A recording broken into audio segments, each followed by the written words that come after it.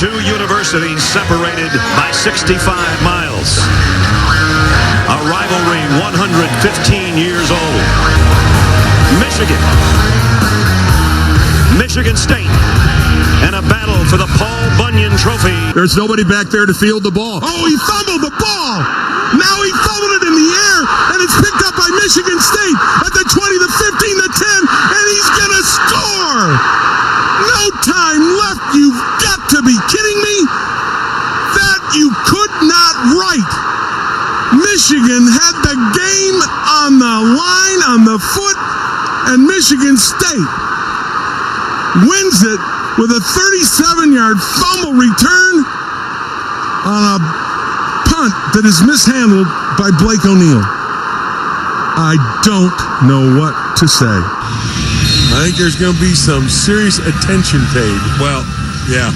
Here we go, the two-point conversion for Michigan State. The clock will not run on this two-point conversion. 30-23. O'Connor gets the snap. He's going to sweep right. He's going to pitch it right. He is going to miss the pitch, and this is going to go the other way. Jabril Peppers picks it up. He's going to go 90 yards with the botched two-point extra point, and Michigan is going to extend their lead. How about that for a turnaround? Takes the snap, fakes. They fake the sweep. They go screen right, and it's wide open at the 10, the 5. Touchdown, Michigan State. Ty Isaac fumbles the ball, and since that precise moment, it has been all Michigan State. Shea Patterson looking for the snap. Gets the snap. Looks. Throws in the middle. Caught. Touchdown, Michigan. Nico Collins, 7 yards. The Wolverines score and draw first blood against the Spartans. Back to throw. Looks. Throws. Throwing deep down the right sideline, and it's caught. Over the 50. Down to the 30. It is all the way. Touchdown. The Wolverines get the big home run ball. Patterson to Donovan Peoples-Jones, 79 yards, and the Wolverines are back on top. The final from Spartan Stadium, Michigan 21, Michigan State 7. Up here. So welcome everybody to our 12th annual Michigan State TableGate Extravaganza. And to officially welcome everybody, here is the past president of Detroit Sports Media, Vicki Foley. I just want to thank everybody for coming out today on this especially cold day.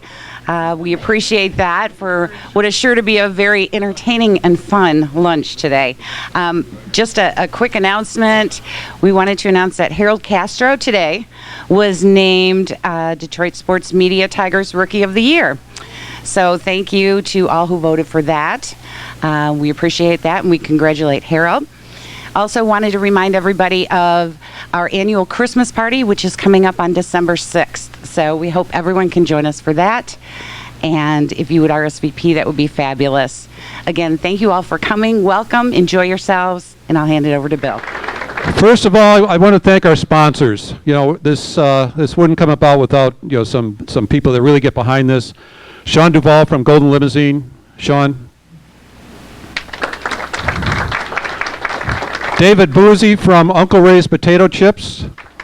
Now, a little known fact, you know, Uncle Ray's, you know, everybody thinks Better Made in Detroit, which is a good chip, but Uncle Ray's produces more chips than Better Made, and they're in Detroit, out on Burwood Street, out off of Schoolcraft on the other side of town, and they provide a tremendous amount of employment for the city. So they do a great job, and we're really glad to have you on board. So thank you, David.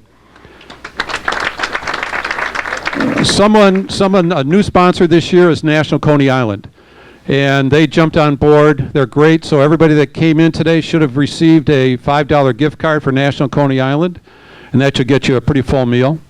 So thank you to them and Devin Burns. Craig Stanke, Extreme Metals. Where's Craig? Craig's there somewhere. Craig does these great Michigan State beverage holders, and we're going to be you're going to have a drawing to win those later on, so they'll go good in your house as you watch the game on Saturday.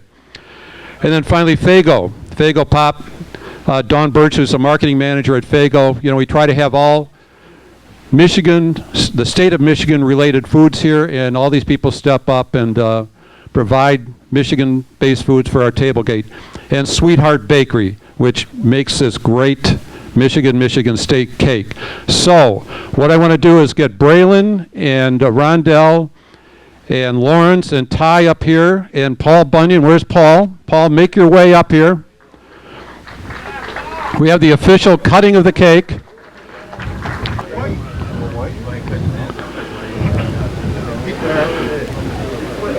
Yeah, the Michigan State guys use a slice into their end zone.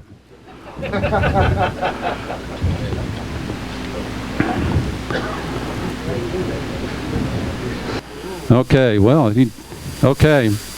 And then you're going to get the table. You're going to move the table out of here also.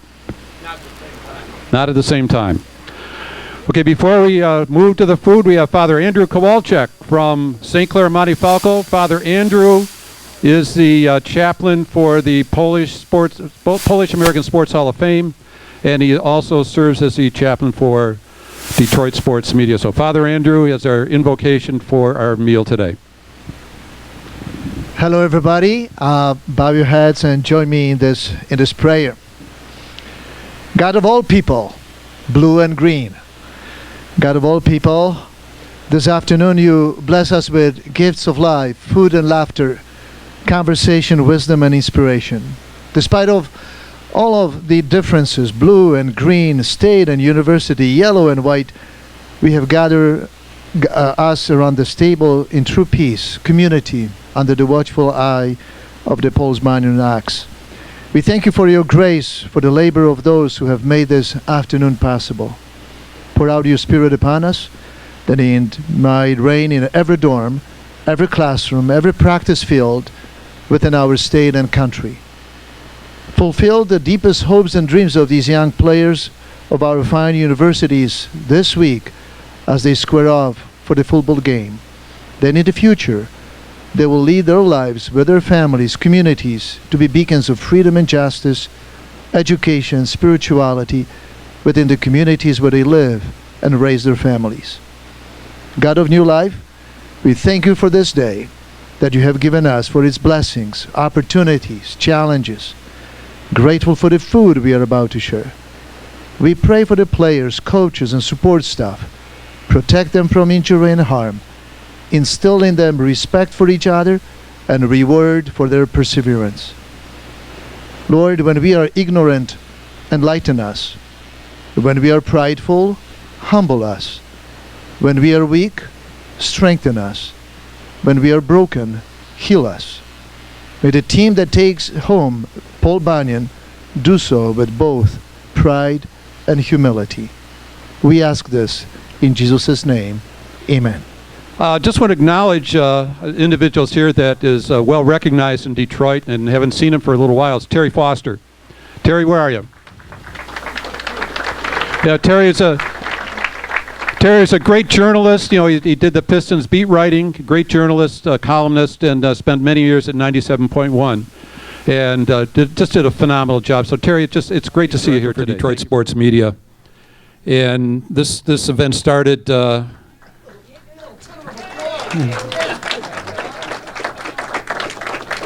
Thank you so much. Thank you, Sean. Again, once again, great. Thanks to our sponsors. It wouldn't happen without them, and the Skyline Club for all the food and everything they do to make this a great event. So the guy that really makes this thing work is a legend in Detroit. Yeah, but he likes to say, legend means you're old. But I like to say seasoned. I remember many years ago listening to Eli and Denny and watching this guy with those big horn-rimmed glasses on whatever station you were on back then. And the guy's done a great job. He's really knowledgeable of sports. He's a Michigan guy, so don't hold it against him, all you state guys. So he might be a little biased, and I said, please be objective today. So he said he would do his best. So ladies and gentlemen, let's welcome Eli Zaret. Actually, I started in FM radio in 1974, so this is 45 years in this business. but I'm no older than Jim Branstad. We're the same age. We went to college together, so we're both old. But anyway, thanks for it's a very exciting event. Thanks for having me back. If Bill invited me back for an 8th straight year, I must not suck too badly. So hopefully this is going to be another a good one today. Crazy things happen in this game. I was just looking at Art Volo's stuff back there and why does it always happen to Michigan? I see Eddie Brown tripping Desmond Howard in the end zone. How's that happen? Costs a game. Spartan Bob, somehow we get an extra 2 seconds on the clock, lose that one. What kind of garbage was that? And the fact that Michigan's a 2-touchdown favorite doesn't mean anything anyway. Look what happened in 2015. And I'm going to bring it up, although I hate to bring it up because Lawrence Thomas played in that game, and so we'd hear about it later anyway. But the point being, the game is over. Michigan's a 2-touchdown favorite, and yet an Australian punter. What's an Australian punter anyway? Makes a tragic, panicked mistake, and a guy with 3 names, Jalen Watts Jackson, picks it up in the end zone, and another game is lost. In 2017, Michigan's again, number 7, undefeated, heavily favored, in a pouring rainstorm at Michigan Stadium. John O'Korn throws 3 interceptions in the second half. State wins that one too. So the fact is, although State is not what we had hoped they would be, or the Spartans hoped they would be this year, you never know. And it's always exciting because this is our game. This is Michigan State, uniquely ours. Families get together, whether you even went to either of these schools or not. People in the state, millions of them pick a team, they root for the game, and they take it personally, or they get personally involved. And when it's all over, hopefully we shake hands and our families get back together, because many Michigan and Michigan State families work together on this. As I said many times, I had 2 daughters that went to Michigan State.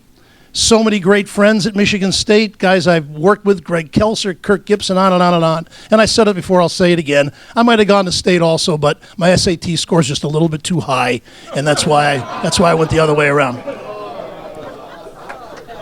You're not going to go to State back in the day with a 1300 SAT. Come on now. Anyway, no. We all love our Spartans and Wolverines. Anyway, very interesting game this time. And really, even though State is 4-5, they have something to play for. They upset Michigan Saturday. It can happen. Win 2 more, go to a decent bowl game. Neither team can win the Big Ten title as far as I can tell, but Michigan still has a lot to play for. They could have a 10-win season. So the game means something, and we'll hear from our players today on what they think about it and hopefully tell some great stories from Michigan State clashes in the past. Yes, I mentioned him earlier, so I will again. My classmate at Michigan, class of 72, backed up Dan Deardoff, the Hall of Famer. Jimmy played 3 years on the offensive line at Michigan, big number 76, coming from East Lansing, where his father was an All-American fullback at Michigan State, but came to Michigan, played great in the 71 Michigan State game. Maybe we'll talk about that. Let's hear it for Jim Branstadter.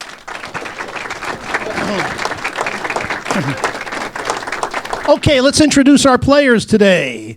He's a linebacker, played from 2011 to 2014, won 3 of the 4 big Michigan State games that he played in, started 3 years at MSU, all Big Ten as a senior, played in 4 bowl games and won all 4, including the Rose, played with the Jets in 15 and 16. He is Tawan Jones. Come on up, Tawan. Have a seat.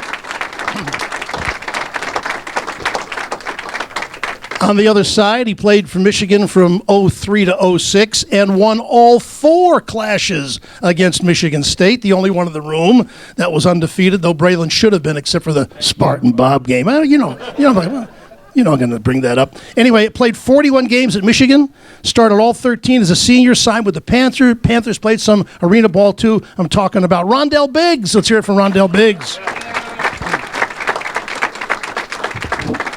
By the way, our 4 guys today were a total of 13 and 3 in these games, so they had some great success for playing for different teams in this game. But he played at Detroit Renaissance. In 2010, was a finalist for the Butkus Award, really one of the top high school players in America. At MSU, from 12 to 15, won letters all 4 years. Started 2 of them on the defensive line, made 27 consecutive starts.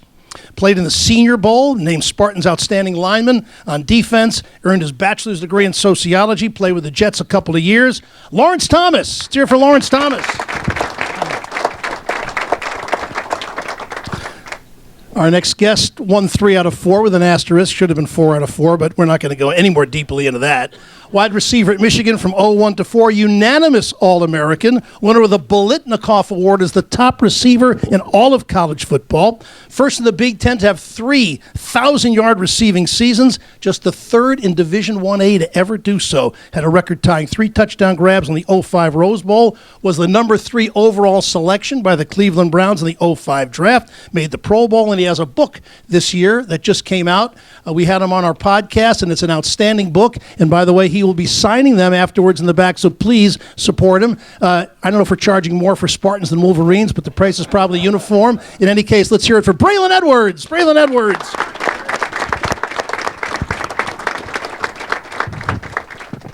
Well, guys, we'll get started here by, you're all from Michigan. You're all from the area. Let's talk about the fraternal nature of this, because so many of you played together, not together, but against each other in high school. I was always wondering, all the teams in the state, why so many guys in these teams tend to know each other. Let's start with you, Lawrence. How familiar were you with the guys you played against, and did that impact the intensity of the game when you played? Hello. There you go. Just basically just growing up in Detroit, you just go to high school camps and just throughout Little League football. You just kind of just grow and just get to know each other over the years. So once we got to high school, just starting to just get more in depth everything. That's how the brotherhood started to bond. Once I was at Renaissance, I had the pleasure of being teammates with Chris Norman. He went to Michigan State. Mylon Hicks, my brother. They all went to Michigan State before me. So when I seen them go before me, it was just like, okay, that's where I'm going to go. And we're going to keep this thing at home, in-house, and that's what we're going to do. Hand the microphone to Tawan. The Spartans have to share the mic. Michigan guys get their own. That was not my decision. It's just the way they sat down. No favoritism. Cut it out, okay? Tawan, talk about the intensity of the game. You two from the area. Were there a lot of guys you knew, and what made this game special for you? There was a lot of guys that I knew from the area. Devin Gardner was one of them. Justice Hayes, a couple other guys who, we grew up with, playing Little League with, or, doing the 7-on-7 growing up in high school. So, just seeing each other, the main thing is seeing each other, being able to go to the next level and play. But, the week of the game, we hated each other. But, right after, we were friends. So, it's all good. It's all good, friendly competition. But, at the end of the day, we went to, different schools. So, we got to respect those schools. Rondell, how about you? I think for me, it was I didn't know a lot of guys. I just started playing football when I was in the 9th grade. So, it was I didn't know too many guys. And what triggered it was my mom and my sister, actually, oddly enough. And I started. Rondell, hold up a little closer. Everybody hold up closer. Okay. Go ahead. And I started to realize there wasn't too many 6'3", 250-pound basketball players, even NBA players. So I was like, all right, Mom, maybe I'll try this football thing out. So, but we had some guys go from our high school to Michigan State. I was fortunate enough to get a coach, Stephen Thompson, who had coached guys like Larry Foote, Maurice Williams, kind of instilled kind of the tradition of Michigan in me. So I met him at an early age. Braylon, actually his cousin, actually went to my high school, played on my team. So I had met Braylon before, so it was it was something that was kind of inbred, and just in the community and in the air. So that's kind of what triggered it. And I grew up to be a Michigan fan. So. Yeah. Braylon, your dad played there, obviously. That was a great impact. Stanley was a great fullback back in the 70s. Was there any doubt you were going to go to Michigan? Was that in the cards all the way, or I know you got recruited heavily. Did you ever consider going up to East Lansing or anything else? Yeah, Michigan took their sweet time recruiting me. Not necessarily their fault. I didn't really do a lot early on in my high school experience. Played some wide receiver, but in PSL schools, as we all know, they don't pass the ball. So, you're going to be on the defensive side. So, Michigan State actually was the first big offer that I had. And I had that offer all the way until October, I think, of 2000 when Michigan played Wisconsin. And they got a huge win at the end of the game, and Lloyd came into the locker room, and he was extremely excited. I think maybe he was a little too excited because he offered me a scholarship. I think maybe afterwards he's like, do I really want to give this guy a scholarship? But touching on what you said, Eli, we are, at the end of the day, state of Michigan family. And with that being said, tragic loss. Charles Rogers, man, the Michigan State community. But he's a Michigan legend. Like, the things that he was able to do, I've known him even before, or I knew him even before his days at Michigan State. I know my high school, AAU track, basketball. You're talking about, in my era, the two best athletes in Michigan history are Charles Rogers and Maurice Seawright out of Orchard Lake St. Mary's. So it was a tough loss, man, but it hurt both families. Won't let you Michigan State. We stand with you on that one. Yeah, tough story. I don't want to get into it too deeply here, but the thing that struck me most about it, just as a little commentary here, is they fed him opiates for his injuries. And when you're already kind of an addictive personality in a way, and this happens in football, it's so concerning to me. I mean, even Bob Proter, I don't want to get into this. Bob Proter was an alcoholic, and they gave him a Vicodin to help deal with his injuries. So there's a lot of medical knowledge we didn't have back in the day, and it's kind of sad. But you gonna say something on that? Go ahead. No, I was gonna transition, so we ain't had to get too deep. You about to get me teary-eyed. But so yeah, you see a lot of these players, and after the games, like Thanksgiving isn't too far after that. Michigan State game. So you see them at home for Thanksgiving. You see guys on the road. In the summer times when you're visiting houses, you guys are in the same neighborhood, shopping at the same malls. You guys, go to the same parties. I spent a lot of time in Michigan State when I was at Michigan because I knew everybody on that team. I either played against them in the PSL or went to camps, like he said, et cetera. So you spend so much time around these guys that, it becomes that we are Michigan and we are up north because we hear so much about the SEC and down south and the Big 12 when I was in school that, when we weren't playing each other, it was like, we got to represent for Michigan and we're tied into this thing that's up north. So, we don't like you on that day. But, there's only one team I hate in the Big Ten, and it ain't Michigan State. Hey, Rondell, we'll go back the other way now. Let's talk about the memories of the game. Obviously, you were there for the 2004 game, and Braylon's much too modest, though he does do a great job in his book talking about, I think, one of the most thrilling, whether you're a Michigan or Michigan State fan, the game in 2004 was just amazing. State was ahead 27-10. Drew Stanton was I remember watching that game saying, this kid is just amazing. I was so pleased to watch him play the way he did, even as a Michigan guy. I thought he was so tough and so heroic. And then they're down 27-10. What happened after that? Because Braylon's much too modest to talk about it in front of this crowd. Go ahead, tell us about that game. What do you remember? One key moment, being on that defense was, I'm pretty sure that's the game that Lamar knocked out Stanton. Yes. So that did help our cause much because he was looking like Mike Vick or somebody out there. So he was running. Right. He was. I remember it vividly. I was like, man, where's this guy? Like, what? It's amazing. Yeah, So for but they gave us, for the longest at Michigan, we fed off each other. When one unit wasn't up to, playing their best, the offense picked it up, and vice versa. And then, that was part of the family and the camaraderie that we had.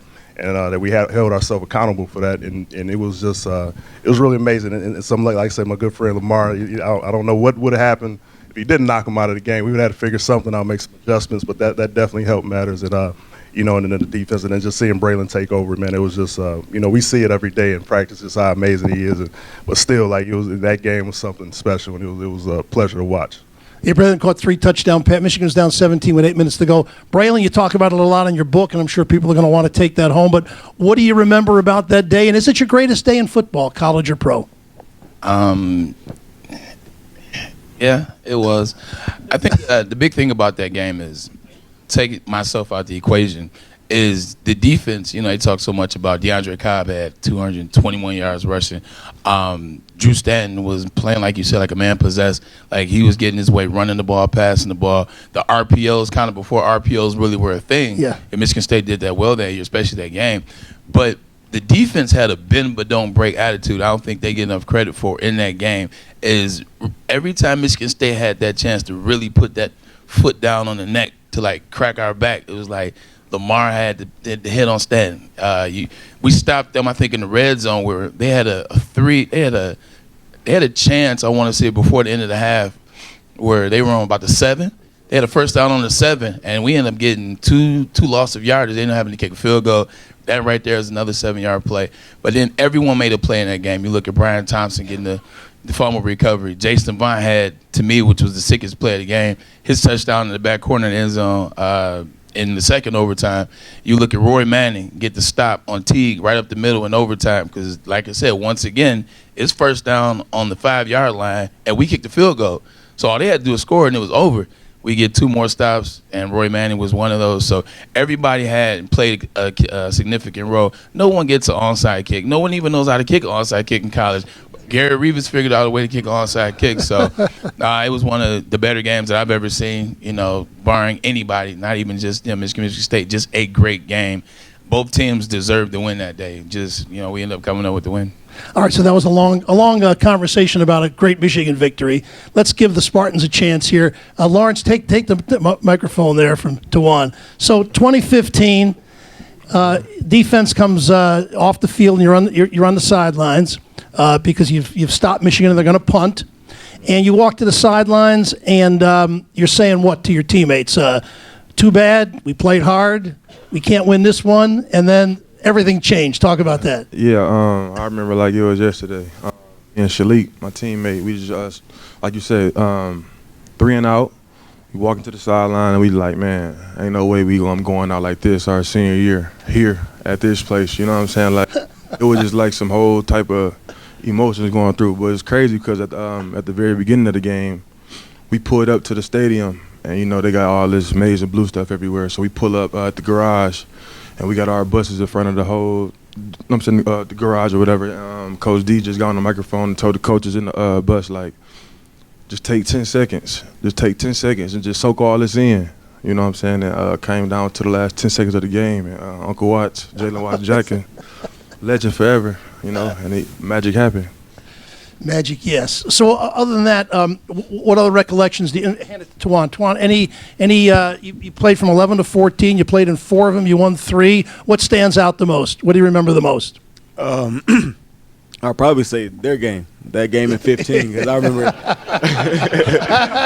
I was in New York with the Jets, and I was watching the game, and like he said, it was 10 seconds left. I'm like, man, they about to punt the ball. We don't have enough time.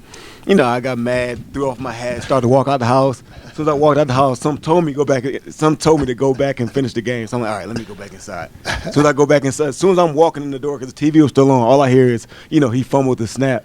And I just run in there and I just start screaming. My neighbors come outside thinking something happened. But that was probably like the most, Hold on a second. I think if you hold a little higher up, it tends to. No. Okay. There you go. All right, so we pick it up where you walked out of the house thinking the game was over. Yep. Then some tells you to go back in, and what happens then? Then that's when as soon as I'm walking in the door, I hear, he has trouble with the snap. So I run in, and then I start screaming, and I'm yelling because I'm hype. I came in with all of these guys that are playing. I was only one with them red shirt. So these still are all my brothers that are playing. So, I start screaming. My neighbors come outside, thinking something's wrong, but everything's all good. I had to erase some messages. I had to, go back on some messages to them. I'm texting like, man, I can't believe all let this happen. And I had to go back like, I'm sorry. My bad, man. But, we, that's probably like my most memorable game. Like we went and we played also playing Devin Gardner I think my junior year, and they had negative 46 rushing yards. Yeah. So I think that was probably like one of the top games that I played in. But the best memorable one was definitely. I was at that game. Yeah. Like I hadn't been to a game. I hadn't been to a Michigan State game in a while, and I went up to that game. And right when we got the last, I was sitting in the suites. So when we got the last stop, I think, and we were getting ready, everybody punt ball to us. I said, all right, cool. I was with my friend who, ironically enough, went to Michigan State. I said, let's leave now so we can beat the crowd out of the stadium and get back to where we parked at. And so literally we're getting close to Pauline and Main Street for you guys in North Ann Arbor. And I just hear like a noise in the stadium, but it wasn't loud enough to be like a home team noise. So I didn't understand. I was like, hey, what is all right? Everything cool in there? And then I just see like some Michigan State fans just streaking down Main Street. They won. We did it. I said, no way in hell. So I go to the house that I was staying at, a little tailgate house, and I just remember I couldn't even like speak. Like it was like I was in awe that a play like that could happen. But then I said, it is this game. Like stuff like that tends to happen in this game, and it wasn't anything wrong with the play. It was legit play. Like it was crazy, but it was tough. So let's look a bit to today. We can go back and relive some other things. What's in Braylon's book you talk about. It wasn't always sunny with Lloyd Carr. It's a complex relationship. college coach, got 100 players. So I want to start with you, Tawan. What relationship do you have with a coach like D'Antonio, or is it just your position coach, or do you have a personal relationship with the coach, or are there just too many players there? I mean, we had relationships with all our coaches, but Coach D'Antonio was probably, we were the closest too. He still texts me today, make sure everything is good. When I first got released from the Jets, because everybody, I mean, we all know up here, once you get released the one time, it's kind of, like, let down a little bit. You feel like you let people down. Like he must have known, because this day I was feeling down, so he called me right there, and he called me. He was just like, Tawan, I know what you're going through. Just keep your head up, keep grinding. I want you to come back, because I left early. I want you to come back and finish school. Get that all taken care of, because it's one thing they can't take away is your education. And he just, instilled in me to keep, grinding and keep, working, even to this day, which is, why, as of a couple weeks ago, I got drafted to the XFL out in Los Angeles. So congratulations. So, he kept me encouraged, and, he's always, loved my family. So he always reaches out to my mom and everything. So, I have nothing but, good things to say about him. He's a funny guy. Really? Yeah. Yes. Do not let that stale face on the sideline fool you. That he is not like that. He's like that during the games, but in the locker room, in the meeting rooms, it's a different guy. So now you're texting him to keep his head up and keep grinding, right? Yeah. We text him. Yep, we text him. Tell him, that's like our father away from home. We had our dads back at home, but up there, he was my mentor. He took care of me. Disciplined us when we needed to, and that's just I could look up to him for that. Lawrence, how about you? Coaches, and I really realized when I read, not that I'm here to just hype Braylon's book, but I was fascinated by the fact Keep it going. I was fascinated by the fact that you really had some issues with Lloyd Carr, and I'm thinking, is this just because this is how a coach motivates a player, or were you, trouble in certain ways? So let me ask you, what was your relationship with D'Antonio? And maybe a coach has to be hard on players. Maybe he can't be the kind to just pat you on the back all the time. What was your relationship like with him? Oh no, Coach D, that's my man. Like he's like Tawan said, he's a father figure away from home. You know what I'm saying? I had nothing but good things to say about Coach D. Like he said, don't let the stale face fool you.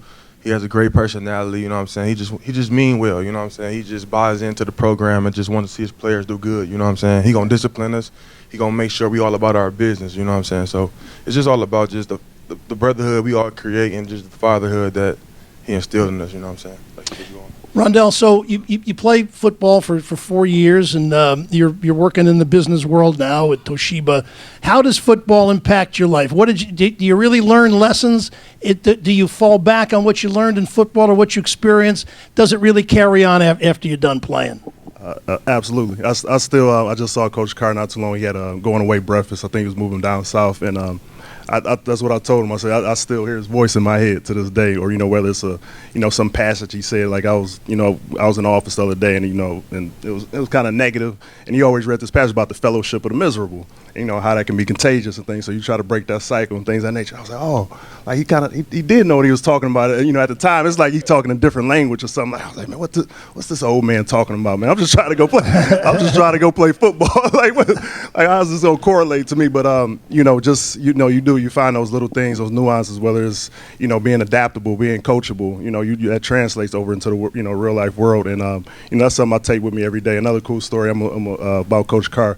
I always people tell is he brought it up something similar. Well, I had 6 credits left, when I left Michigan, and literally this was a testament to him and how he really pushed education and things like that. But every time I saw him, and he knew I had him left. Every time I saw him, it was the first thing he would say to me. He was, all right, when you're going back to finish school, we gotta get these 6 credits done. I saw him at a wedding. He didn't say hi. He didn't say like, hey, how's it going? He was like, hey, when we going to finish this, these 6 credits, when you coming back, come see me. So that's something that always stood to me. And again, this is man, he was like Yoda or something, it's like, I don't know. He just had this aura about him, and just love him to death. We had a great relationship, and like I said, the things that he's taught me is still resonating, and in my subconscious, like it was like, oh, that was Lloyd Carr, like it's crazy. So that's something that's I think that's overlooked about coaches these days. On the field, it's wins and losses, but at the end of the day, what kind of men are we going to be, and what kind of pillars to our community, fathers, sons, things of that nature is what's more important, and that's what Coach Carr has always pushed. I'm going to move to the back of the room here. If there's a question, you can pop it in. But before I walk back, I'll ask you guys. So I think it's all about relationships, teammates, brothers, as you say. You play together and you have each other's back. You're in the foxhole together. Talk about some of the best friends you had on the team. Start with you, Lawrence. Go down the path, and any colorful characters as roommates or experiences, and the guys you still talk to. Of course, me and TJ, he's one of my close friends, one of my best friends. But like I say, me and Mylan Hicks, that's my brother. He was recently killed in Canada when he was playing in the CFL. So me and him went to high school together, Renaissance. So like me and that brotherhood was just, I can't even explain it. You know what I'm saying? That was like my real life brother. So just grinding throughout high school, then going to college. You know what I'm saying? And venturing off to the NFL, CFL. No matter where he went, it was just like my brother. I can't even really talk about it, but that was my brother, And then also like RJ Shalik and DeAnthony, a couple other guys, Jamal Lyles, Aaron Burbridge, my daughter, godfather. So we all close. Our brotherhood is real close. So we contact, we group chats every day. So lifelong relationships, for real. Pass it to Juan. How about you? Like he said, our class was probably one of the closest classes that came into Michigan State. That's probably why we were one of the winning. We were the winningest class at Michigan State, because we all like stuck together since day one. We moved into the dorms. LT here, Shalik, Darian Harris, who's my roommate, who does Big Ten Network Live, and just a whole bunch of guys who are just all close together. We do everything together. I remember one time, spring break. It's always good stories in spring break. This shows how close we were, because I don't know how we all left Panama City Beach and were still friends, because we went down there and we all rented a condo, and they have the rules on the condo, especially on spring break. Everything's strict because they don't want no issues. So one of our teammates at the time kept trying to sneak people into our condo, and they kept saying no. They kept saying no. He tried it one more time, so the dude kicked us all out. So we just bought groceries. We were showering, ready to go out. No, this is 16 hours. We drove 16 hours to get there. We only been there for 16 hours. So we just get kicked out of the condo. We are on the curb in front of the hotel with our groceries in hand, like just sitting there, all just looking at this one dude, like ready just to jump on him. But we had to end up staying in a motel, and it was roaches crawling across the floor because we just didn't. We were. Sorry if you're still eating. Yeah, sorry. It was just a terrible experience. But at the end of the day, we still had a great time. We had fun with each other just because we were that close. We got back we told a story, laughing about it, like there was no hard feelings about it, anything. So that just shows like how close we were. Like we were more than just teammates. Like we were brothers, because normally you'd be ready to fight somebody over something like that. But we ended up staying close and enjoying ourselves for the rest of our time. Rondell, how about you? Who you still talk to, and who were your friends then, and who now? Main one is his old teammate. That's how we know each other. Dave Harris. Great story about him is it's his turnaround his freshman year, redshirt freshman year, from when he had an ACL injury. I remember being his roommate around that time, and he was going through it. I had to help him to the bathroom, get out of bed, and man, like he was like you wouldn't even know. Like now he had ended up having a 10-year career. Just an awesome guy, family guy. He has, our kids are all friends, and so yeah, just a great guy, man. Ended up going on to have a great career. I didn't even know it. He was my best friend. I was like, man, you all right, Dave? I don't. But the story is, I went in as a linebacker. I thought I was like, oh, I'm gonna lose some weight. I think I want to play linebacker, knowing good and well it wasn't many 6'3", 260-pound linebackers in Michigan or anywhere in the world. So I was the middle linebacker, and then I was behind him, and I always joked to him. I was like, hey man, you lucky I didn't lose that weight, or you might have not had this career and all this stuff, man. So or you would have to transfer. So that's an awesome guy, and also guys like Brian Thompson, Jeremy Van Alstyne. Again, we see each other all the time. We're again kids. I have 3 daughters. Most of them have daughters. I think between us we have 10 daughters between us all. So a lot of tailgating tea parties will be in the near future.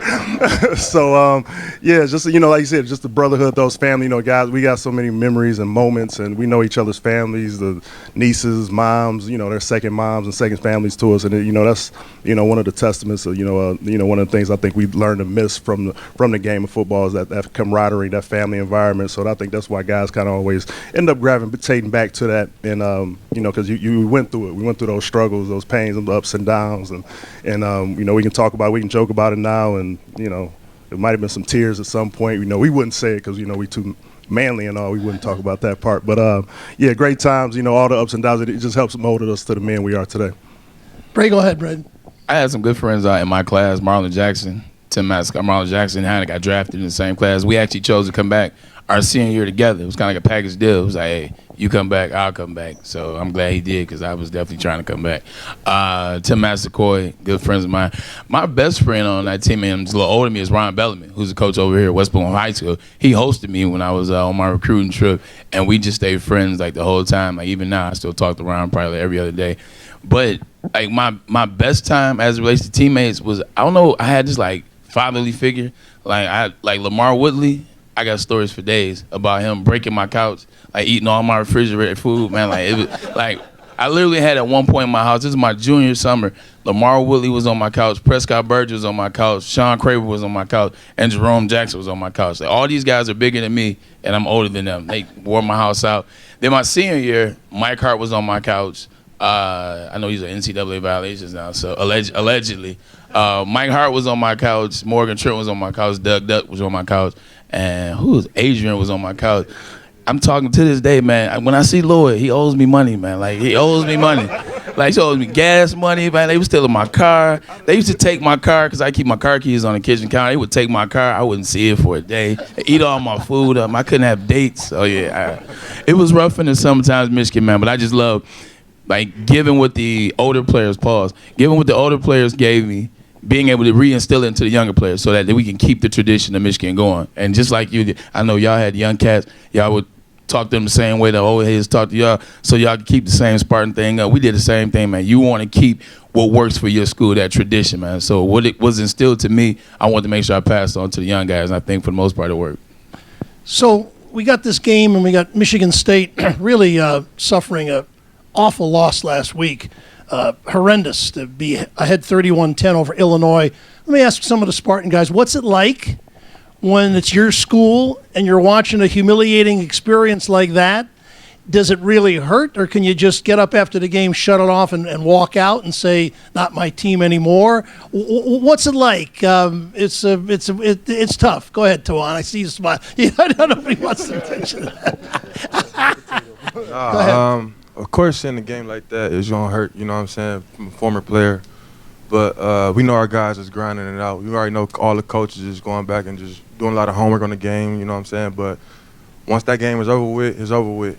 This week right here is a whole nother week, you know what I'm saying. Everything about Illinois is last week. We're not worried about Illinois right now. Everybody know once this week come, it's all of it. Everybody is all in, you know what I'm saying. So we don't really worry about the past too much about, you know what I'm saying, last week. We're going to just focus on right now. But like I said, of course, that won't hurt for real, especially from when we was at Michigan State. Things were real different. But I know they're going to do their homework and everything will be all right for them.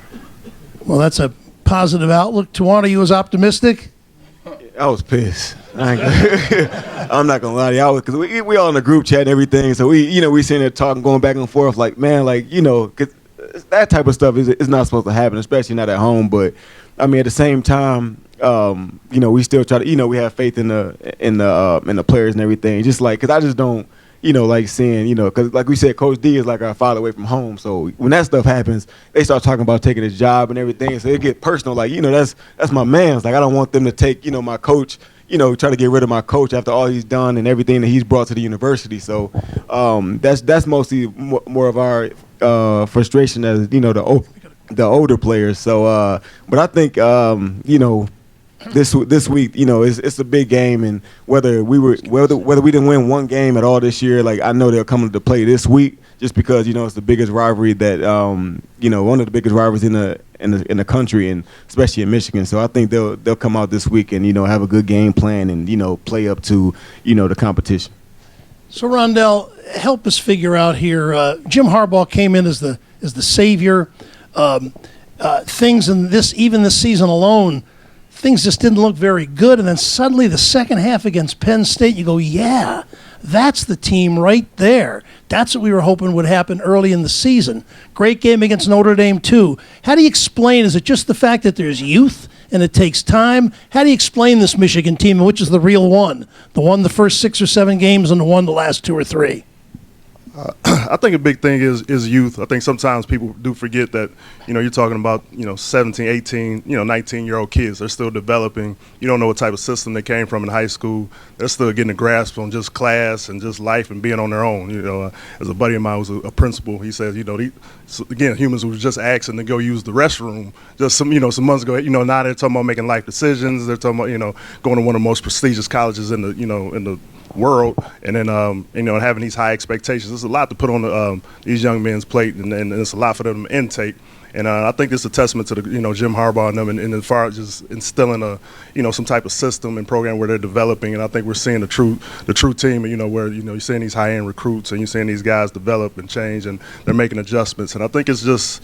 I think they're on the right path. I think this is a true Michigan team. I think they just had to muddle through some goofy times, with a new offensive coordinator, which is another aspect that people don't talk about. Is so I think they're on the right track. The Notre Dame, the second half of Penn State game is really where it all kind of started, where they look like they start putting it together. And just hopefully they can continue it, because I think they got more potential too as well. All right, here you go, Braylon. Now, the subtitle of your book is "My Outspoken Life." I'm not here to hype his book, by the way, but I did read it, and that's why it keeps on coming up. It's relevant to the question here, believe me. My outspoken life as a Michigan Wolverine. You played for Jim Harbaugh in San Francisco as a pro, or almost played for him. Give us some insight. What is it about him? I know he's very, very intense. Has his tenure here surprised you or gone as you expected? Or tell us about it. Or don't tell us about it. No. I can put it into conversational words. He's a very intense guy, as you know. Quirky, like a quirky intense. Like that's always been him. Especially like with the NFL level. I think you have to realize that you're dealing with grown men. So a lot of times the intensity and the staying until 10 p.m. and things like that, and yelling at players a certain way. Like you got guys that are 34 with 4 kids. You got guys that are grown men, so a lot of times that isn't received well. I thought, and I still think, that his game was going to transfer over to the college level because he played in Michigan. He also knows how to talk to, like college kids. College kids can take that to a certain extent. So I thought it would transfer over better. Skip all the muttery in between. I think that he's learning, like this year has been his best year in terms of learning how to deal with his team. Like I've watched the transition from the Wisconsin game to the second half of the Penn State game to how he deal with him. Like you don't know what you have in a squad, including everyone, until you go to war.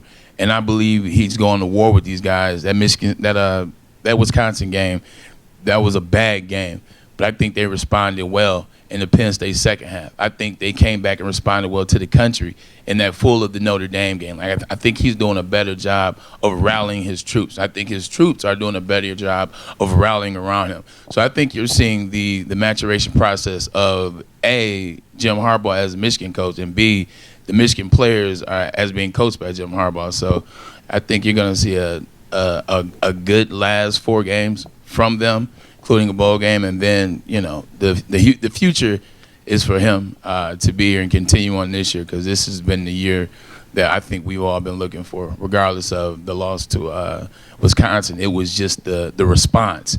No one's ever perfect. It's how you respond, and the good teams respond well. You'll see in Alabama lost, but you'll see how Alabama's respond when they lose, or et cetera, et cetera. So I think that would be the answer to the question. And we'll see how the Spartans respond. Usually it does. After you have a bad game, you come back very determined. That Michigan should be aware of that too. Got a question from the audience. Shane, go ahead. Hi. So at what age did you figure out that football was your passion and purpose. Rondell mentioned that you were kind of later playing as a freshman, which is amazing. And then number two is if it wasn't football, what was your next sport? Start anywhere. Go ahead, Tamon. You got the mic. Go ahead. I started playing football when I was 7. But my whole life I always thought I was going to the NBA, even till today. I still have hoop I still got hoop dreams and everything. But I knew when I was 8 that growing up watching Michael Vick. I played in Powell in Detroit with the Eastside Falcons. So when I watched the football games, I watched the Falcons, and sure enough, Michael Vick was the quarterback. And back then, that's when he was phenomenal. He's one of the most exciting players to watch. So I knew then I wanted to play football. I always wanted to play basketball on top of that. But I wrestled for a year. For a year, that was it. That was it. And but yeah, I couldn't do the singlet. Yeah, just basketball and football mainly. Anybody else? Go ahead, Lawrence. I pretty much knew I wanted to be a football player when I was young, because I used to just watch the Thanksgiving games with my father and my uncles, you know what I'm saying? And they just always just to be in the living room just watching football. So I made my decision like, okay, I want to be a football player when I grow up. But it didn't start getting serious until high school, once you start seeing like the letters coming in and everything. So after a while, I'm like, okay, this could be serious. I tried basketball, but I was only good for rebounds and a couple fouls. But, other than that, though, it was just strictly football for me. It was strictly football for me. I assume Rondell, you're a big fella. Was football all the way? Oh no, yeah, like no, I like I said, I just started in 9th grade, and before that, my dad was only 5'10". Another cool story is my dad's only 5'10", my mom's 5'5", and they're both normal size humans too, as well, like average size. And it was like, I don't know where I came from, but then I'm seeing again, so I'm 6'3", 260. I'm like, hey, Mom, you wanna did you somebody else? No, but but I do look like my dad in my facial features. It was just I think right. So yeah, my dad never played football. I didn't come up really watching it much. It was mostly just backyard play. So I started my 9th grade year. I quit after that. I left that part of the story out. I was getting long-winded, so I quit after that. So that only lasted about 3 months. Like I said, luckily found me in a gym playing basketball in my Timberlands, and again he took a liking to me, and and it was a blessing that he came along, and I was able to listen, because it's put me in this platform, put me in this place to meet some awesome people, and be out here and be able to do some good, and just be here.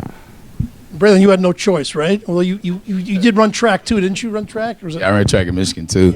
Yeah. I just always want to play football because my dad played football. So to answer your question, is an interesting one. Is I played because Stan played. So like my whole life it was Jim knows, Brandy knows. I was always Stan's son. To this day in Ann Arbor I'm Stan's son. Everywhere else I'm Braylon, but in Ann Arbor in the Michigan family I'm Stan's son. But I played because he played. We said watch the games. Sunday like you said. Thanksgiving Day parade, we watched the Lions games. Even though I wasn't a big Lions fan, we still watched the games. We go to high school games like all around the state and go see like different teams play. Like we would do stuff like that. But it was once again, I played because he played. I played for the West Side Cubs. So when he said Falcons, I know exactly about that.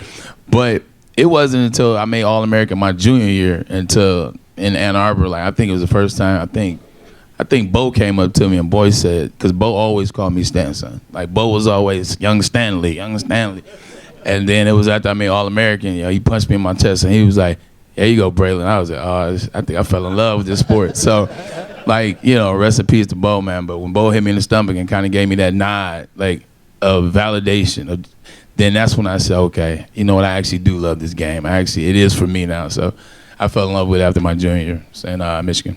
One more from the audience. Alex, go ahead. Yeah, just with all the heated rivalry, who's the dirtiest player that you played against on the other side? Unusual question. I guess I'll start this one off. So going into my it was my redshirt junior year. Just started. I was just gotten the starting lineup. We were at Michigan State. they're coming off a big win against Notre Dame. We're 3-2. We've lost, 2 close games to Notre Dame, and they had just beat Notre Dame. And then we lost, I think, 2 weeks before that to Wisconsin at Wisconsin. And Drew Stanton is scrambling around. And I'm like, I'm about to get him. I'm running. He literally did like 3 different circles and loops. I'm like, man, this guy's fast. But then out of nowhere, offensive lineman, I still remember his name, Stephen Wheeler. So if y'all see him around, tell him I'm still looking for him. So Stephen Wheeler clips my knee. Ends up putting me out essentially for most of the season. And luckily I didn't have to have surgery. It was my MCL. But just remembering that was a very vivid time for me. And just being in the locker room, not knowing what the extent of my injury was, but we ended up pulling out. That was another overtime game, and we had beaten. I think that was probably one of the few times, the only time y'all were probably favored to win when we went against y'all. Yeah,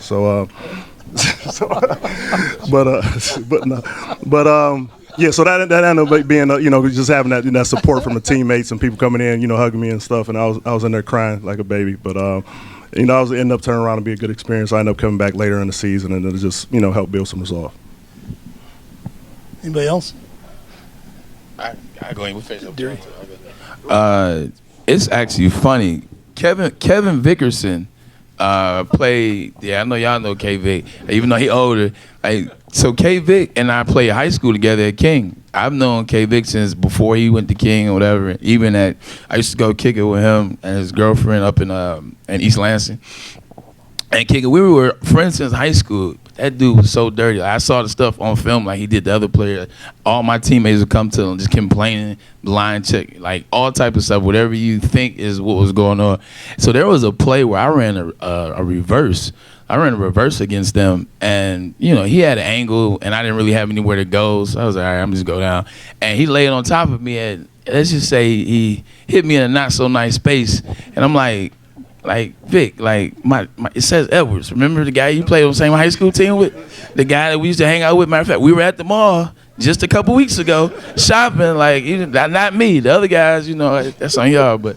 So yeah, K Vic was dirty. In fact, he did that to his former high school teammate, man. Him and Cliff Dukes, man.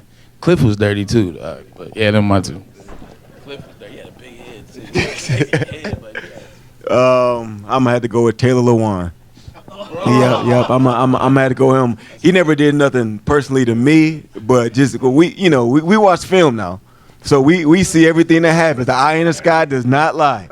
And I remember our freshman year? My freshman year, he did something to Will Ghostin, which Will's not small either. Will's 6'8", 290, all muscle, and he did something. And Will came back and punched him in the head, and Will got suspended. After that, we was like, all right, let me keep an eye on this guy.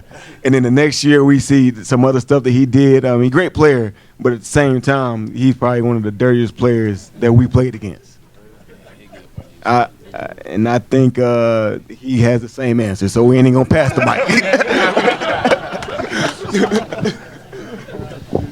Well, Jim Brandstatter, you played it. Well, actually, when you played, freshmen were not allowed to play. I think 74 was the first year, right? That's correct. And so you were on the sidelines. I know because we were the same year of the game of the century against Ohio State. Different rivalry here in '69. But you had a great game in '71 after Deerdorf left. Beat Michigan State 24-13. What are your memories of the game and that one where I remember your coach Jerry Hanlon was so proud of the way you played that? Well, they had 2 great defensive tackles, Ron Curl, an All-American, and on the other side, Ron Joseph. And they dominated a lot of guys defensively with those 2 players.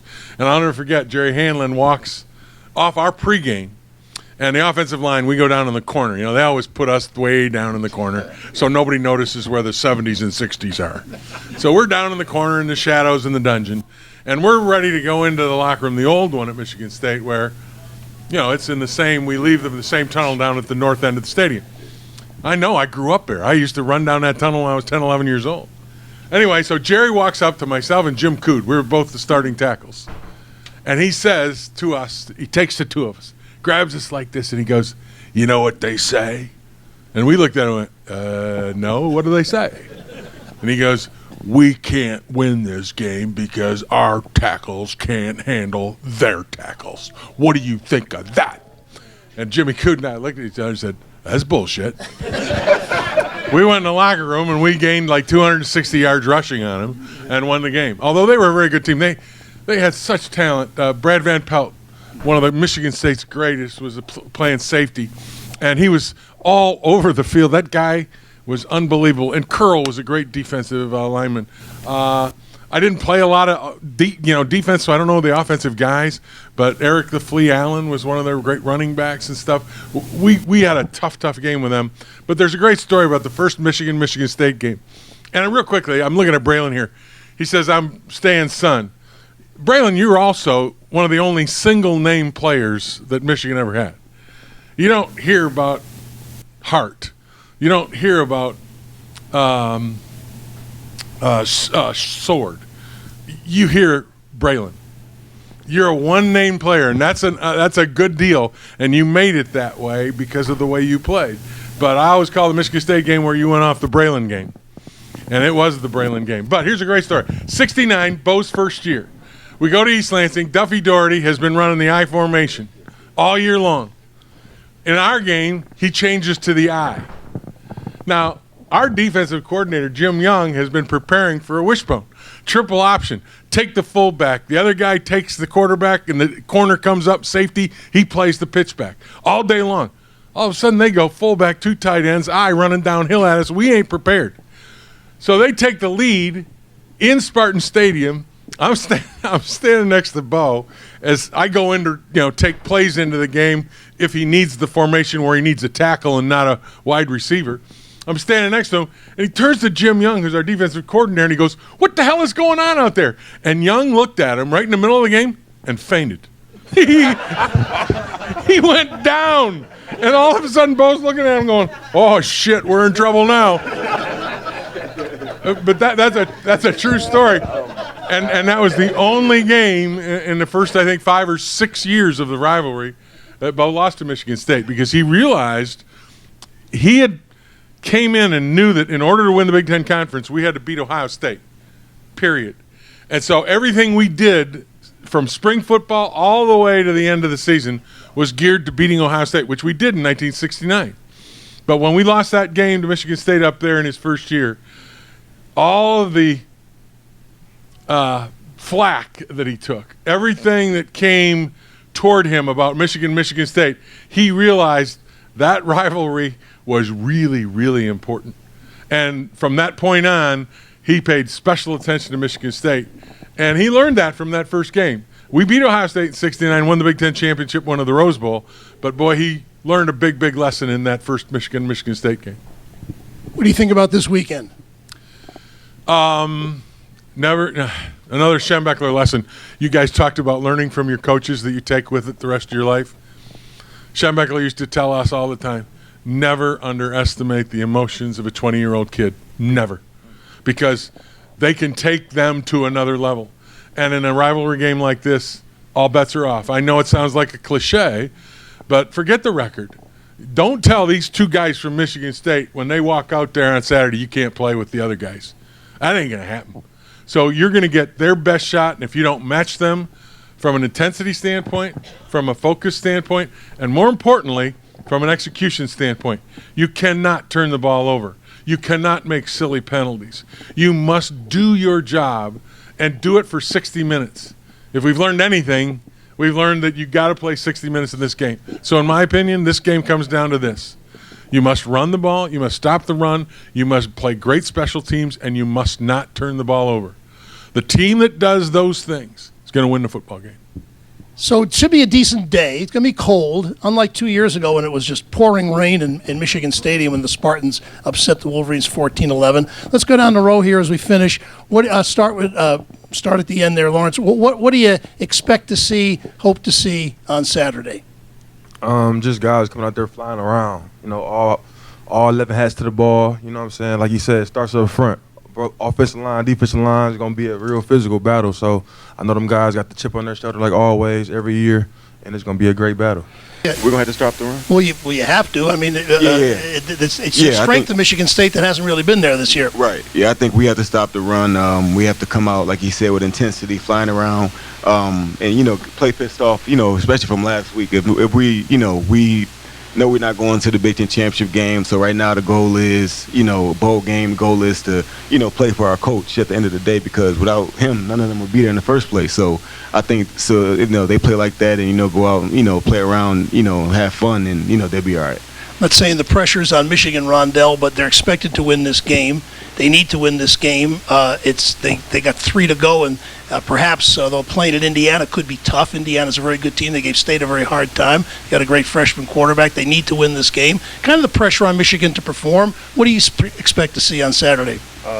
Absolutely. Just playing in the rivalry, even me touching base on the games that we did win, like I said, it was undefeated, which was awesome. But, it was 2 of them was overtime games. And, a lot of those Michigan State teams, I don't know if they finished over 500, but they took us to the limit, and we expected that every time going in. And I think that team, needs to go out and put their foot on their throat and from 60 minutes, if they got to go further than that, and just keep the gas on the pedal. You can't look at the last week. Like I said, everything's out there where they're trying to wash that taste out of their mouth for that loss. So they're going to try to come in there and try to shock the world.